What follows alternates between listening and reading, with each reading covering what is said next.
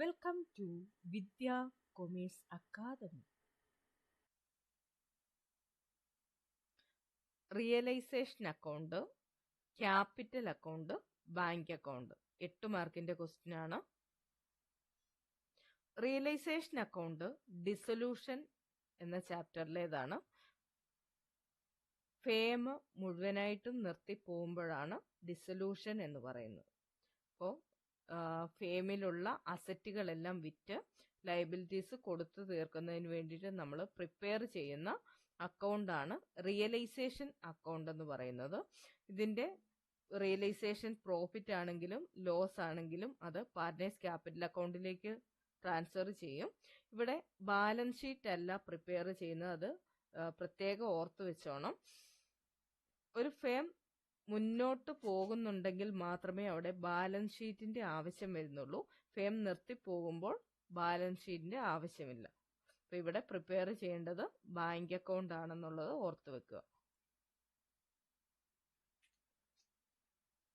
ഈ ക്വസ്റ്റ്യനിൽ the firm consisting of 3 partners X, Y and Z sharing profit and loss in the ratio of 3:2:1 decided to dissolve the firm on 31st March 2010. Their balance sheet as on 31st March 2010. Their balance sheet as on that date stood as follows. താഴെ പറയുന്ന കാര്യങ്ങളാണ് ഫേമിന്റെ ഡിസൊല്യൂഷന്റെ സമയത്ത് ഫേമിലുള്ളത്. അപ്പോൾ അവിടെ liabilities തന്നിട്ടുണ്ട്, അതുപോലെ അസറ്റ്സും തന്നിട്ടുണ്ട്. Balance ഷീറ്റിൽ 3 പാർട്ട്നേഴ്സ് ആണുള്ളത്, എക്സ്, വൈ, ഇസഡ്. അവരുടെ പ്രോഫിറ്റ് ഷെയറിംഗ് റേഷ്യോ 3:2:1 ആണ്. ഇനി ബാലൻസ് ഷീറ്റിൽ ലയബിലിറ്റി സൈഡിൽ ബാങ്ക് ഓവർ ഡ്രാഫ്റ്റ് തന്നിട്ടുണ്ട്. ബാങ്ക് ഓവർ ഡ്രാഫ്റ്റ് എന്ന് പറഞ്ഞാൽ എന്താണ്?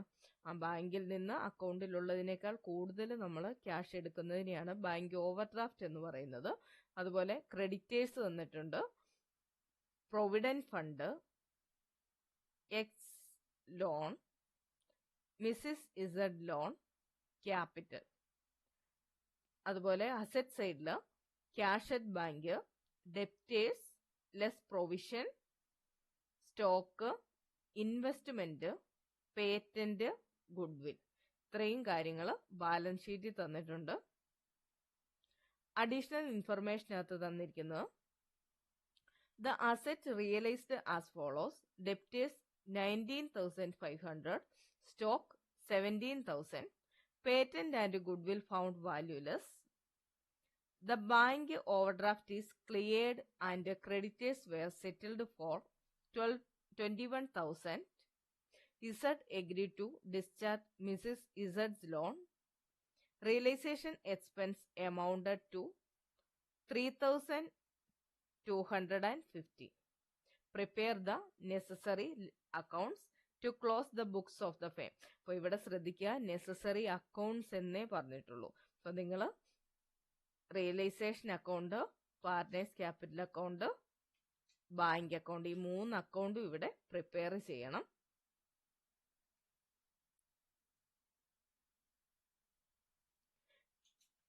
ഇവിടെ ബാലൻസ് ഷീറ്റിനകത്ത് കുറച്ച് കാര്യങ്ങൾ ശ്രദ്ധിക്കാനുണ്ട്. നമ്മൾ ബാലൻസ് ഷീറ്റിലെ അസറ്റ്സ് എല്ലാം റിയലൈസേഷൻ അക്കൗണ്ടിന്റെ ഡെബിറ്റ് സൈഡിലേക്ക് മാറ്റും. ഇവിടെ കിടക്കുന്ന അസറ്റ്സ് റിയലൈസേഷൻ അക്കൗണ്ട് പ്രിപ്പയർ ചെയ്യുമ്പോൾ അതിന്റെ ഡെബിറ്റ് സൈഡിലേക്ക് മാറ്റും. അതുപോലെ ലയബിലിറ്റീസ്, ഇവിടെ കിടക്കുന്ന ലയബിലിറ്റീസ് റിയലൈസേഷൻ അക്കൗണ്ടിന്റെ ക്രെഡിറ്റ് സൈഡിലേക്കും മാറ്റും. ഇനി അസറ്റ്, ഇവിടെ കിടക്കുന്ന അസറ്റ് നമ്മൾ സെയിൽ ചെയ്യുമ്പോൾ ഇവിടെ ബാങ്ക് എന്ന് പറഞ്ഞ് കാണിക്കും. അതുപോലെ ലയബിലിറ്റീസ് കൊടുത്തു തീർക്കുമ്പോൾ അതും ബാങ്ക് എന്ന് പറഞ്ഞ് കാണിക്കും. ഇത്രയും ഓവറോൾ മനസ്സിലായെന്ന് കരുതുന്നു. അപ്പൊ ഇനി ചെയ്യുന്നത് എങ്ങനെയാണെന്ന് നോക്കാം. ഇവിടെ അസറ്റ്സ് നമ്മൾ ട്രാൻസ്ഫർ ചെയ്യുമ്പോൾ ക്യാഷ് അറ്റ് ബാങ്ക് ട്രാൻസ്ഫർ ചെയ്യാൻ പാടില്ല. ക്യാഷ് അറ്റ് ബാങ്ക് എന്ന് പറയുന്നത് ബാങ്ക് അക്കൗണ്ടിന്റെ ഓപ്പണിംഗ് ബാലൻസ് ആണ്, അത് ട്രാൻസ്ഫർ ചെയ്യാൻ പാടില്ല. ഡെപ്റ്റേഴ്സ് ട്രാൻസ്ഫർ ചെയ്യാം. പ്രൊവിഷൻ എന്ന് പറയുന്നത്, പ്രൊവിഷൻ നമ്മൾ അസറ്റിന്റെ കൂടെ ട്രാൻസ്ഫർ ചെയ്യാൻ പാടില്ല, അത് റിയലൈസേഷൻ അക്കൗണ്ടിന്റെ ക്രെഡിറ്റ് സൈഡിലേക്ക് മാറ്റുക. അതായത് ലയബിലിറ്റീസ് മാറ്റുന്ന സൈഡിലേക്ക് വേണം പ്രൊവിഷൻ മാറ്റാൻ.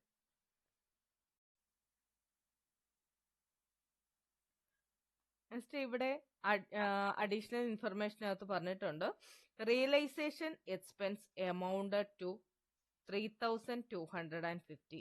ഇപ്പൊ റിയലൈസേഷൻ എക്സ്പെൻസ് ഉണ്ട്, അത് 3,250 ആണ് എന്ന് പറഞ്ഞിട്ടുണ്ട്. അപ്പൊ അത് നമ്മളിവിടെ കൊടുത്തു തീർക്കണം. ബാങ്കിൽ നിന്ന് കാണിക്കുക, ബ്രാക്കറ്റിൽ എക്സ്പെൻസ് അല്ലെങ്കിൽ റിയലൈസേഷൻ എക്സ്പെൻസ് എന്ന് കാണിക്കുക 3,250. അപ്പൊ ഇത്രയും ചെയ്ത് കഴിയുമ്പോൾ റിയലൈസേഷൻ അക്കൗണ്ട് പ്രിപ്പയർ ചെയ്ത് കഴിയും. അപ്പോൾ ഇതിന്റെ ടോട്ടൽ ചെയ്യുക, ഏത് സൈഡാണ് കൂടുതലെന്ന് നോക്കുക. ഇപ്പോൾ ഇവിടെ ഈ സൈഡിലായിരുന്നു, ഡെബിറ്റ് സൈഡായിരുന്നു കൂടുതൽ. അപ്പോൾ ഈ ഡെബിറ്റ് സൈഡിലെ എമൗണ്ട് തന്നെ ക്രെഡിറ്റ് സൈഡിലേക്കും എഴുതി. ഇതിൽ നിന്ന് ക്രെഡിറ്റ് സൈഡിന്റെ ടോട്ടൽ കുറയ്ക്കുമ്പോൾ കിട്ടുന്നതാണ് 16,000.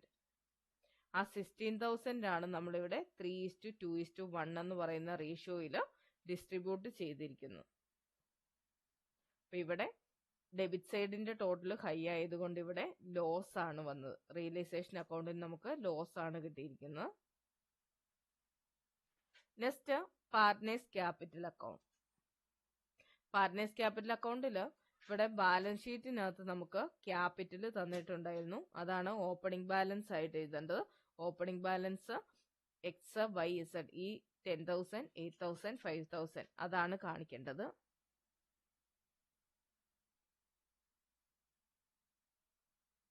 ഇവിടെ കാണിച്ചിട്ടുണ്ട് ബാലൻസ് ബ്രോഡ് ഡൗൺ എന്നും പറഞ്ഞ്. പിന്നെ റിയലൈസേഷൻ അക്കൗണ്ട്, ഇവിടെ റിയലൈസേഷൻ അക്കൗണ്ട് പ്രിപ്പയർ ചെയ്തപ്പോൾ നമ്മൾ ഇസഡ് ക്യാപിറ്റൽ എന്നും പറഞ്ഞ് എഴുതിയിട്ടുണ്ട്. 4,000 മിസ്സിസ് ഇസഡിന്റെ ലോൺ ആയിരുന്നു. അപ്പോൾ ആ എമൗണ്ട് നമ്മൾ റിയലൈസേഷൻ അക്കൗണ്ട് എന്നും പറഞ്ഞ് ഇസഡിന്റെ കോളത്തിൽ കാണിക്കണം.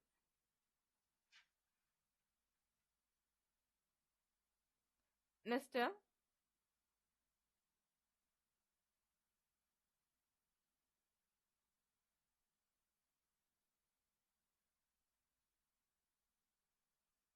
നമ്മളിവിടെ റിയലൈസേഷൻ അക്കൗണ്ട് പ്രിപ്പയർ ചെയ്ത സമയത്ത് ലോസ് ട്രാൻസ്ഫർ ചെയ്തിട്ടുണ്ട്. ഈ ലോസ് ട്രാൻസ്ഫർ ചെയ്തിരിക്കുന്നത് 8,000, 5,333, അതുപോലെ 2,667 ഈ എമൗണ്ടുകൾ പാർട്ട്നേഴ്സ് ക്യാപിറ്റൽ അക്കൗണ്ടിന്റെ ഡെബിറ്റ് സൈഡിലേക്ക് മാറ്റുക. ഈ അക്കൗണ്ട് പ്രിപ്പയർ ചെയ്തതിന് ശേഷം ഇതിന്റെ ബാലൻസിങ് ഫിഗർ, അതായത് ഈ സൈഡ് ടോട്ടൽ ചെയ്തു, രണ്ട് സൈഡും ടോട്ടൽ ചെയ്തപ്പോൾ നമുക്ക് ക്രെഡിറ്റ് സൈഡിലാണ് കൂടുതലെന്ന് കിട്ടി. ആ എമൗണ്ടുകൾ ഇവിടെ ഡെബിറ്റ് സൈഡിലേക്കും എടുത്തെഴുതി. അതിനുശേഷം ക്രെഡിറ്റ് സൈഡിലെ ടോട്ടലിൽ നിന്ന് ഡെബിറ്റ് സൈഡിന്റെ ടോട്ടൽ കുറച്ചപ്പോൾ കിട്ടുന്നതാണ് ഈ ബാങ്ക് അക്കൗണ്ട് എന്ന് പറഞ്ഞ് കിടക്കുന്ന എമൗണ്ട്. ഇവിടെ ആദ്യത്തെ എക്സ് എന്ന് പറയുന്ന ആളുടേത് 10,000-ൽ നിന്ന് 8,000 കുറച്ചപ്പോഴാണ് 2,000 കിട്ടിയത്. അതുപോലെ തന്നെയാണ് ബാക്കിയുള്ളവരുടേത്. അപ്പൊ ഈ എമൗണ്ട് അവർക്ക് ബാങ്ക് അക്കൗണ്ട് എന്ന് പറഞ്ഞാണ് കാണിക്കേണ്ടത്. നെക്സ്റ്റ് നമ്മൾ പ്രിപ്പയർ ചെയ്യുന്നത് ബാങ്ക് അക്കൗണ്ട് ആണ്. ബാങ്ക് അക്കൗണ്ടിൽ റിയലൈസേഷൻ അക്കൗണ്ടിലും പാർട്ട്നേഴ്സ് ക്യാപിറ്റൽ അക്കൗണ്ടിലും നമ്മൾ ബാങ്ക് എന്ന് യൂസ് ചെയ്തിരിക്കുന്നത് കണ്ടോ. ഈ ബാങ്ക് എന്ന് യൂസ് ചെയ്തിരിക്കുന്ന എല്ലാം നമ്മൾ ബാങ്ക് അക്കൗണ്ടിലേക്ക് മാറ്റേണ്ടതാണ്. അപ്പൊ ഈ ബാങ്ക് അക്കൗണ്ടിന്റെ ഓപ്പണിംഗ് ബാലൻസ് ആണ് നമ്മുടെ ബാലൻസ് ഷീറ്റിനകത്തെ cash at bank. Cash at bank 84,000 കിടപ്പുണ്ട്. ആ 84,000 ആണ് നമ്മൾ ആദ്യം എഴുതേണ്ടത്. റിയലൈസേഷൻ ബാങ്ക് ഓവർ ഡ്രാഫ്റ്റ് എന്ന് പറഞ്ഞ് കിടക്കുന്നുണ്ടോ, സോറി, ബാലൻസ് ബ്രോഡൗൺ 84,000 എന്ന് പറഞ്ഞ് കിടക്കുന്ന ആ എമൗണ്ട് ആണ് എഴുതേണ്ടത്. ബാലൻസ് ഷീറ്റിലെ ക്യാഷ് അറ്റ് ബാങ്ക് എന്ന് പറഞ്ഞ് കിടക്കുന്ന എമൗണ്ട് ആണ് ബാലൻസ് ബ്രോഡൗൺ എന്ന് പറഞ്ഞ് നമ്മളിവിടെ കാണിച്ചിരിക്കുന്നത് 84,000. നെക്സ്റ്റ് റിയലൈസേഷൻ അക്കൗണ്ടിനകത്ത് നമ്മൾ ബാങ്ക് എന്ന് യൂസ് ചെയ്തിരിക്കുന്നതെല്ലാം ഇങ്ങോട്ടേക്ക് ട്രാൻസ്ഫർ ചെയ്യണം. അപ്പൊ ഈ സൈഡിൽ ബാങ്ക് എന്ന് യൂസ് ചെയ്തിരിക്കുന്നത് നമ്മൾ റിയലൈസേഷൻ അക്കൗണ്ടിൽ എഴുതുമ്പോൾ ഡെബിറ്റ് സൈഡിലേക്ക് റിയലൈസേഷൻ എന്ന് പറഞ്ഞ് കാണിക്കുക. അതുപോലെ ഡെബിറ്റ് സൈഡിൽ റിയലൈസേഷൻ അക്കൗണ്ടിന്റെ ഡെബിറ്റ് സൈഡിൽ ബാങ്ക് എന്ന് എഴുതിയിരിക്കുന്നത് ബാങ്ക് അക്കൗണ്ടിന്റെ ക്രെഡിറ്റ് സൈഡിൽ റിയലൈസേഷൻ എന്ന് പറഞ്ഞ് കാണിക്കുക. അപ്പോൾ ഇവിടെ കിടക്കുന്ന ഈ 4 ബാങ്കിൽ നിന്ന് കിടക്കുന്ന എമൗണ്ടുകളും അതുപോലെ ക്രെഡിറ്റ് സൈഡിൽ കിടക്കുന്ന 3 ബാങ്ക് എന്ന് പറയുന്ന എമൗണ്ടുകളും നമ്മൾ ബാങ്ക് അക്കൗണ്ടിലേക്ക് ട്രാൻസ്ഫർ ചെയ്തു. നെക്സ്റ്റ് പാർട്ട്നേഴ്സ് ക്യാപിറ്റൽ അക്കൗണ്ടിനകത്ത് ബാങ്ക് അക്കൗണ്ട് എന്നും പറഞ്ഞ് ക്ലോസിംഗ് ബാലൻസ് കൊടുത്തിട്ടുണ്ടായിരുന്നു. ആ എമൗണ്ട് നമ്മൾ ബാങ്ക് അക്കൗണ്ടിനകത്തേക്ക് ട്രാൻസ്ഫർ ചെയ്യണം. അവിടെ X capital, Y's capital, Z capital എന്ന് പറഞ്ഞ് കാണിച്ചിരിക്കുന്ന ആ എമൗണ്ട് ആണ്. നെക്സ്റ്റ് എക്സ് ലോൺ എന്നും പറഞ്ഞ് ഇവിടെ കാണിച്ചിരിക്കുന്നത് നമ്മുടെ ക്വസ്റ്റ്യനകത്ത് എക്സ് എന്ന് പറയുന്നയാൾക്ക് ലോൺ ഉണ്ടെന്ന് പറഞ്ഞിരുന്നു. അത് നമ്മൾ കൊടുത്തു തീർക്കുന്നത് ബാങ്ക് അക്കൗണ്ടിനകത്താണ്. ഓക്കെ, ഇപ്പൊ റിയലൈസേഷൻ അക്കൗണ്ടിൽ അത് കാണിക്കേണ്ടെന്ന് ഞാൻ പറഞ്ഞിരുന്നു. അപ്പൊ അത് നമ്മൾ കാണിക്കുന്നത് എവിടെയാണ്? ബാങ്ക് അക്കൗണ്ടിന്റെ ക്രെഡിറ്റ് സൈഡിലാണ് എക്സ് ലോൺ എന്ന് പറഞ്ഞ എമൗണ്ട് കാണിക്കുന്നത്. ഇത്രയും ചെയ്തിട്ട് ഈ 2 സൈഡും ടോട്ടൽ ചെയ്ത് നോക്കുക. ടോട്ടലുകൾ ഈക്വൽ ആകണം. അപ്പോൾ ഡെബിറ്റ് സൈഡും ഈക്വൽ ആകണം, ഡെബിറ്റ് സൈഡിനോട് ക്രെഡിറ്റ് സൈഡും ഈക്വൽ ആകണം. ഓക്കെ, അപ്പോൾ ഈ 2 സൈഡും ഡെബിറ്റ് സൈഡും ക്രെഡിറ്റ് സൈഡും ഈക്വൽ ആണെങ്കിൽ മാത്രമേ നമുക്ക് ബാങ്ക് അക്കൗണ്ട് കറക്റ്റ് ആണെന്ന് പറയാൻ പറ്റത്തുള്ളൂ. അപ്പോൾ അവിടെ എന്തെങ്കിലും ഡിഫറൻസ് വന്നാൽ നിങ്ങൾ റീചെക്ക് ചെയ്യുക. അപ്പോൾ റീചെക്ക് ചെയ്യാൻ എളുപ്പത്തിനാണ് നമ്മൾ ഇങ്ങനെ ഓരോന്നും ബാങ്ക് എന്നാണേലും ഇവിടെ എഴുതുമ്പോൾ ബ്രാക്കറ്റിൽ കൊടുക്കുന്നത് അതിനാണ്. അപ്പോൾ നിങ്ങൾക്ക് എന്തെങ്കിലും ഒന്ന് റീചെക്ക് ചെയ്യണമെന്നുണ്ടെങ്കിൽ എളുപ്പം റീചെക്ക് ചെയ്യാൻ പറ്റും ആ എമൗണ്ട് മാത്രം. അപ്പോൾ എല്ലാവരും ശ്രദ്ധിച്ച് തന്നെ ചെയ്യുക. എല്ലാവർക്കും വീഡിയോ ഇഷ്ടപ്പെട്ടെന്ന് കരുതുന്നു. മറ്റുള്ളവരിലേക്ക് കൂടി ഒന്ന് ഷെയർ ചെയ്ത് കൊടുക്കുക. വീഡിയോ സബ്സ്ക്രൈബ് ചെയ്യാതെ കാണുന്നവർ ഇപ്പോൾ തന്നെ ഒന്ന് സബ്സ്ക്രൈബ് ചെയ്ത് വെച്ചോളുക.